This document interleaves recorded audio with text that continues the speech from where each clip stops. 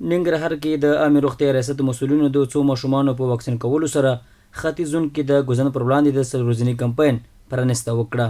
د پرانستې په دغه مراسمو کې د ننګرهار عامه روغتیا رئیس وویل د دغه کمپاین په مهال به د ختیځ په کچه 1.4 میلیونه او د ننګرهار په کچه به 9,50,000 د 5 کالو عمره ماشومان واکسین شي. د ټولې شرقي حوزې 14 لکه ماشومان په شرقي حوزه کې واکسین کیږي. 9.5 لکه ماشومان په ننګرهار ولایت په دې ولایت کې واکسین کیږي. د 5 کلونو ښکته عمر یې شوي او د په ټولو ولسوالیو کې زموږ د کمپاین تطبیق کیږي. په ورته وخت کې د ختیځ د کتلوي معافیت امیر وایي دغه ورځنی کمپاین کې 6,000 رضاکاران او شاوخوا 1000 د عامه پوهاوي کارکونکي او څارونکي برخه لري.